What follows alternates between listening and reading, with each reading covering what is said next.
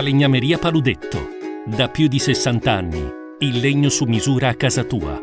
Parliamo di calcio. Siamo in collegamento con Giulio Giacomin, allenatore della Cimestre. Innanzitutto, mister, salve, grazie per aver accettato il nostro invito. Buongiorno a voi. Allora, mister, per prima cosa, che cosa l'ha convinta ad accettare la proposta della Cimestre di allenare appunto la prima squadra? Beh, io io ero sotto contratto con il Pisa Calcio. E, e Mestre è stata un po', diciamo, l'ago della bilancia per farmi cambiare un po' idea. Potevo rimanermene ancora fermo ancora questi 6 mesi perché ero sotto contratto, però la Serie D la reputo una categoria importante che comunque dà una buona visione anche per il mio lavoro. Mestre sicuramente è una piazza importante per questo girone sicuramente è una delle due piazze che io reputo, senza nulla togliere alle altre, come visione e come prospettiva futura. E quindi è stato un po', diciamo, il là per farmi pensare che era forse giunta l'ora di ripartire un po', di mettersi un po' in gioco e Mestre è stata sicuramente l'occasione quella migliore. Com'è stato il primo impatto con l'ambiente arancio-nero, mister? Lei conosceva già qualcuno all'interno della società, della squadra? Ma diciamo che all'interno della società, io abito a 30 km da Mestre, a San Donà di Piave, e effettivamente non conoscevo nessuno, poi ho avuto la possibilità di conoscere il direttore sportivo e tramite informazioni mi hanno riportato che la società era comunque una società che voleva far bene, voleva anche guardare un po' il futuro, quindi c'erano le prerogative per iniziare un percorso assieme. Dei giocatori ne conoscevo a dire la verità uno solo che l'ho avuto un paio d'anni fa e quindi però è stato un po' quello che mi era stato detto un po' del Mestre Calcio, la prospettiva soprattutto futura. Ecco, per quanto riguarda le partite disputate, da quando c'è lei in panchina, avete vinto allo Stadio Baracca contro la Luparense 2-0 per la precisione e l'ultima partita, in ordine di tempo, non di importanza, a Montecchiomaggiore pareggio 0-0. Ecco, una vittoria e un pareggio, tra l'altro in trasferta. Un buon ruolino di marcia, come lo può definire? Ma diciamo che arrivo in un momento, in un periodo dove la squadra era in difficoltà di risultati e probabilmente di autostima, nel senso che loro erano partiti molto bene all'inizio del campionato, poi hanno avuto un attimo così, probabilmente qualche sconfitta anche immeritata, ha portato un po' di scoramento e venivano veramente da un periodo credo di 12-13 partite dove non vincevano, avevano fatto solo 3 punti, mi sembra, da quello che ricordo.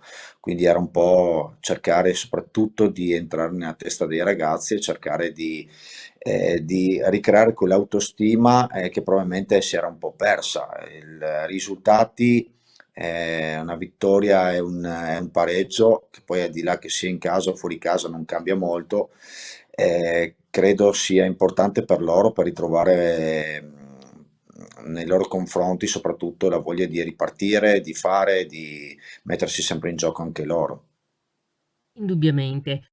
Per quanto riguarda lei, mister, può vantare sicuramente un lungo curriculum per quanto riguarda la sua carriera, prima da calciatore e poi appunto come allenatore. Ce la può riassumere? Beh, io sono partito, se partiamo proprio da molto lontano, partiamo dagli anni 85, quindi ho iniziato in serie D, ero a Gorizia, ho fatto lì un periodo molto lungo, cioè lungo 6 anni, poi sono passato a San Donà per farla breve, altri 6 anni ho fatto e Cittadella ancora altri 6 anni. Diciamo che la crescita è stata soprattutto nel periodo tra San Donà e dove sono passato dalla Serie D che a quel tempo era l'interregionale nei professionisti e poi soprattutto il percorso fatto a Cittadella dove e dalla C2 siamo passati in Serie B. Abbiamo fatto quindi un po' l'escalation di questa società che ormai si è consolidata a livello nazionale di calcio e in Serie B con un risultato molto importante. E da allenatore poi è ripartito un po' tutto da Cittadella, facendo la mia esperienza da secondo per 8 anni sempre a Cittadella tra Serie C e soprattutto Serie B.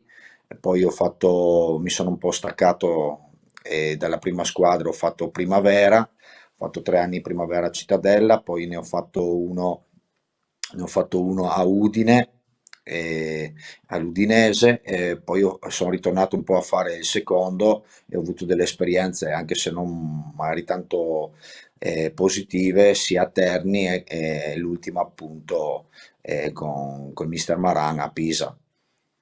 Con una piccola parentesi, se vogliamo dire, di una stagione fatta in eccellenza, che sono ritornato a voler mettermi in gioco e l'ho fatto in eccellenza qui a San Donà. Una parentesi sicuramente giusta da, menzionare. Lei personalmente ha un modulo prediletto per il gioco? Qual è il suo modo di intendere il calcio? Ma credo che al di là poi del giusto o sbagliato, io credo che l'importante sia mettere i giocatori nelle condizioni migliori per loro. Il modulo sono dei numeri per me, e poi però ripeto sempre che la miglior cosa è valutare la propria rosa di giocatori e metterla a loro agio. Certamente. Lei per caso ha un non dico un idolo, ma un allenatore che le piace particolarmente in Italia, ma anche all'estero, perché no? No, più o meno tutti guardiamo poi un idolo sarebbe sbagliato, anche perché ogni persona è un caso a sé. Io devo essere Giulio Giacomin, cercare di portare avanti un po' la mia esperienza che è stata sul campo, prima da giocatore e poi da allenatore, e poi fare una valutazione. Idoli non ne ho.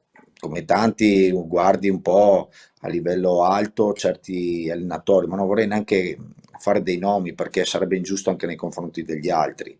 Però comunque ho la mia idea, che poi è quella che si vede anche ad alto livello e la dobbiamo portare avanti. Un'ultima cosa, mister, ultima ma non da meno come importanza. Il primo impatto con la piazza Mestrina parlando della tifoseria, qual è stato? Ma ripeto, Mestre per la categoria è una piazza importante, la tifoseria è anche molto, diciamo, esigente perché vuole comunque che ci sia rispetto nei confronti dei colori della squadra. ehm, è solo un motivo per essere anche più eh, intenti a lavorare molto.